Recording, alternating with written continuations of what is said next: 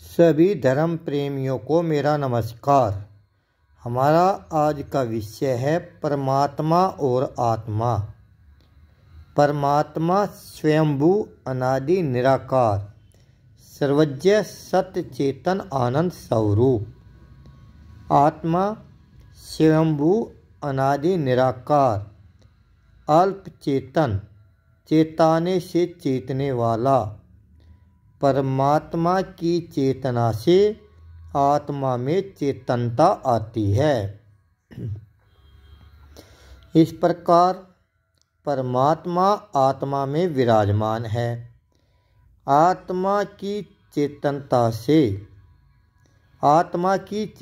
से चित्त में चेतनता आती है। इस प्रकार आत्मा चित्त में विराजमान है। चित्त की चेतना से मन बुद्धि और अहंकार में चेतना आती है।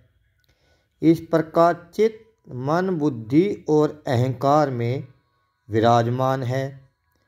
मन बुद्धि और अहंकार की चेतना से इंद्रियों में चेतनता आती है। इस प्रकार मन बुद्धि और अहंकार इंद्रियों में विराजमान है। इंद्रियों की चेतना से शरीर में चेतनता आती है। इस प्रकार इंद्रियां शरीर में विराजमान है।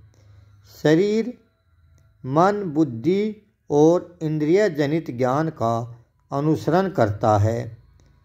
परमात्मा में इच्छा नहीं होती। परमात्मा इच्छा रहित है। आत्मा में इच्छा का गुण विद्यमान है। इच्छा दो प्रकार की होती है।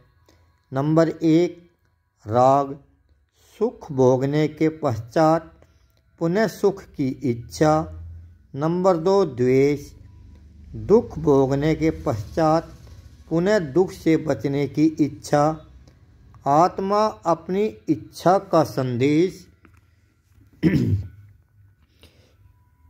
चित्त को देता है। चित्त इस संदेश को मन बुद्धि और अहंकार को देता है। मन बुद्धि और अहंकार उस संदेश को इंद्रियों को देता है। इंद्रिया उस संदेश को शरीर को देता है।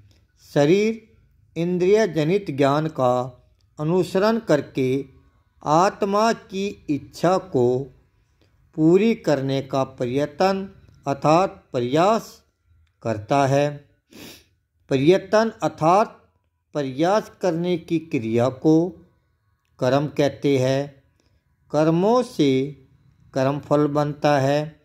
कर्म करना आत्मा का अधिकार है और फल देना परमात्मा का अधिकार है। एक मनुष्य जैसे जैसे कर्म करता है परमात्मा उसको न्यायपूर्वक ठीक वैसा ही फल प्रदान करता है।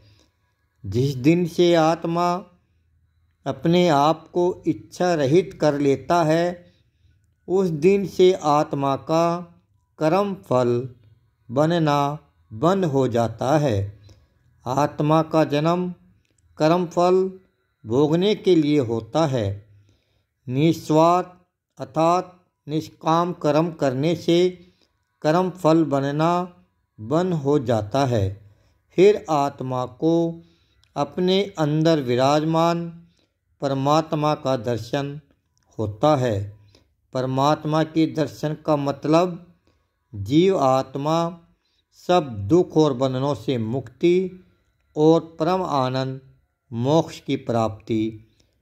मोक्ष मनुष्य योनि में अपने आप को इच्छा रहित कर लेने पर, निस्वार्थ और निष्काम कर्म करने पर मिलता है। इच्छा रहित का मतलब है चित्त मन और इंद्रियों पर नियंत्रण। आपको ये ज्ञानवर्धक वीडियो कैसी लिखी ये सब कमेंट्स में लिखना। नमस्कार।